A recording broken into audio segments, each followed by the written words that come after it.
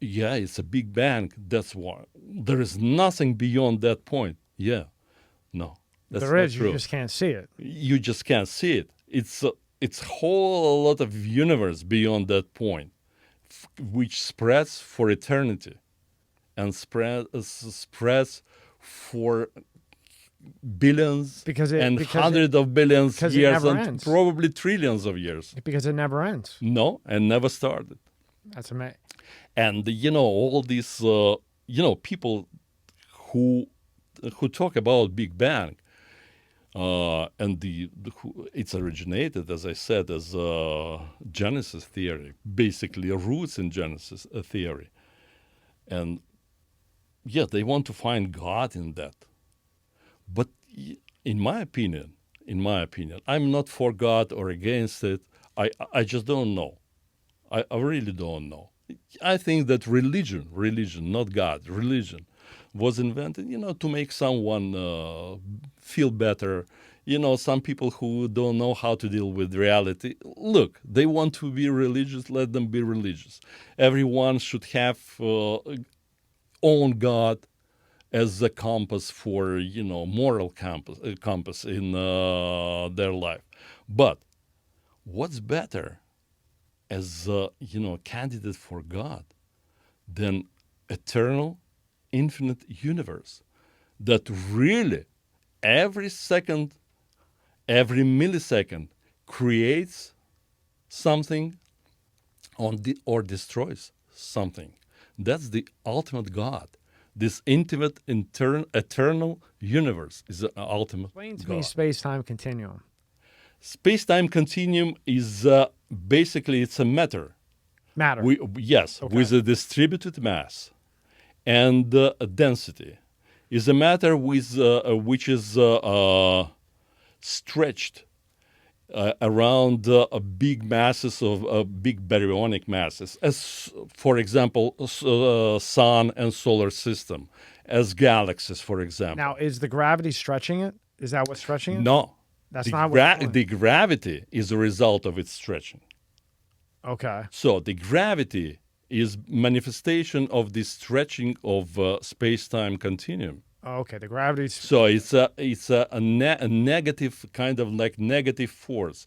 If you just imagine a rubber band, like a sheet of rubber band, yeah, and you stretch it, there is a force when you stretch it, which trying to pull them together, those Okay. parts so of I have rubber a rubber band. band. Okay. Exactly. Okay. So we're You stretch it, okay. it tries to get back. Okay. It tries to go back. Yes, that's the elastic force of space-time continuum. This rubber band is a space-time continuum with distributed mass throughout the universe and with a density which is already measured by Voyager 1 and Voyager 2. Because within the solar system, within the big masses of baryonic masses, it's a regular matter, ordinary matter, because of these gravitational wells. You know what gravitational? Yes. Yeah, okay. So it's a stretch of space-time continuum. That's why the gravitational force is much stronger around big masses of ordinary matter. When you go farther away from, let's say, solar system, at the border of solar system, somehow Voyager 1 and Voyager 2, they noticed and measured bigger resistance, bigger density of the interstellar space. If the density of space-time continuum within the solar system is approximately 1 microgram per cubic meter, outside solar system is much higher, and there is a resistance to the movement of the both Voyager spacecraft. And that goes back to the rubber band. It goes back to the rubber band because this it's no longer that stretched Now it's pulling. outside. Right. So the viscosity of the rubber band, when it's not stretched, is higher. The resistance is higher. That explains this reading of the light from the galaxies far away. They're not running from us. They're stretched. It's just no. It's just the light encounters the resistance of the viscosity of space-time continuum, and it moves, the light moves into that part of spectrum. For the past 2-3 days, my partner and I, we were working on a patent application for the device, this propulsion device, space continuum propulsion device. And we just filed this patent. But, in this past 48 hours, we noticed several errors, misspellings and incorrect wording, which we corrected, thank God. And that's a teamwork. Because if you don't correct that, then that patent's worth nothing. Because somebody could just take your idea and twist something a tiny bit, yes, exactly. And now you just lost it because they patented, right? It's like a loophole. Yeah. Somebody can sneak into that. Yeah. So that's why the wording in patent application is very important. I suspect that some of the governments, and maybe several of them, they had this contact with extraterrestrials. But to introduce it to the general public, can't do it. To introduce it to the general public, first of all, it makes all the politicians obsolete. Right.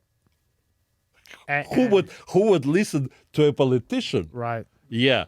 Who is just mortal? It would discredit so much. Of course. So if they came out and they said, "Look, we have 9 spacecraft, we have 9 bodies. We don't know where they're from, but we have it." If they came out with that publicly, it would destroy everything that a lot of people believe. Because now that would discredit so many things. So many things. Oh, yeah. And it probably would create riots and all kinds of stuff that are just unbelievable because you're right. I don't think they First can. 3, 4, 5 years of my life, working first for the socialist government of Soviet Union. Oh, I bet that wasn't. Yeah, I graduated as engineer of electronics, so I was designing for a little bit electronic parts of transcontinental missiles, to hit United States. Yeah. In case someone has questions, why? Yeah, that's those famous Saturn missiles, SS-20. Yeah. They were produced in Ukraine, by the way, in the city of Dnipro. Wow. Yeah. So, but it was a short time. Then I was an educator at a facility for special kids, like really special. That was a passion of ours, and we decided, it's time to do it, even though we'll be beaten up by the scientific community, of course, because we dare to question some of the scientific dogmas, right, which existed for the past 100 years, and that's what we've done. Science.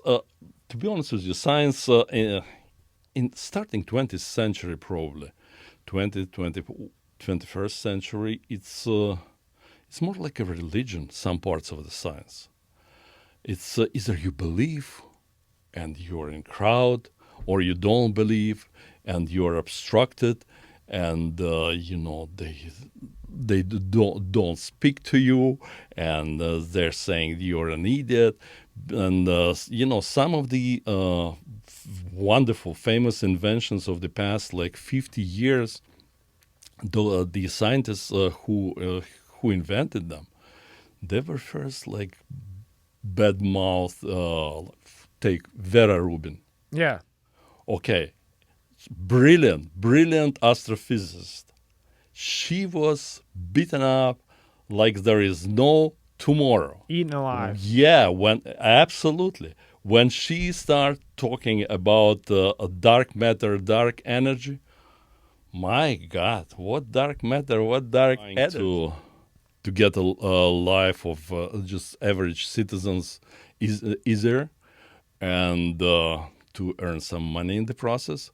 So we were buying, you remember VCR cassettes? For video recorders? Yeah. Oh, yeah. Yeah. Okay. So it was a huge difference in price. So you can buy them at somewhere in the West for like 30 cents or 50 cents. And it was selling at 2.5, 3 rubles in USSR. And because of the exchange rate, and that time exchange rate was for one ruble, no, for $1 they were giving you 60 kopecks. Okay. Yeah, so 60 Russian cents, it's Soviet cents. So it's a huge difference. It's 5 times, 6 times increase. Yeah. So, and some companies, some, even famous billionaires, they started that way, Russian billionaires like Berezovsky, for example. Yeah. Okay, so we were working for a while together. He was selling cars in Soviet Union, and he had like huge amounts of rubles. What to do with those rubles? So he was buying video cassettes. Yeah. We were helping him to do that. So here you have another increase, 5 times, 6 times increase. And then he was buying like metals, nickel in the internal prices, selling them again to the West, all those nickel, molybdenum, whatever, metals. So that was the business at that time. Everybody that time were lower class if you're not an administrator or party official. So everybody's lower class. So everybody or lower government. class, but some of the, within the lower class, they were with brain, and they dared to change their life. And some others in the lower class, they were always following the orders, and they didn't want to change their life. They were, waiting as usual, for someone to tell them what to do and to change their life. I call that content. Yeah, so that's why, how those Russian billionaires like Khodorkovsky, Berezovsky, and others, they appeared. Yeah. Because they dare to change their life. We have an adequate power supply as a nuclear reactor, for example, which, a portable, a relatively portable one. We can have an interstellar mission within the reasonable time. Let me ask you this. Let's say you build that, okay? Yes. And you can do this. My question is, how do you, and say you want to go to, the Milky Way and search around there, or the galaxy after that and look and see what's going on there. Just an example, down the line. How do you get through the matter? How do you get through the particles that you got to get through? Because all that shit's flying around when you're going at light speed. A paint, like a spit of paint will crush the whole thing. Absolutely. So how do you get through that? I don't know yet.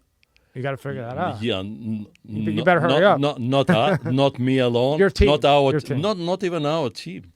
It will take several teams. The scientific community, the scientific community that would contribute. Their part of the deal, their knowledge, because look, we're just ordinary folks with some, in our opinion, good idea and some pretty promising results, but we don't know how. You can reach basically with acceleration of 1g, which is a comfortable acceleration. It's our acceleration on Earth, 1g. Yeah. So if you have on spacecraft acceleration of 1g, in 6 months, you can reach the speed of 200,000 kilometers per second, which is 2/3 of the speed of light.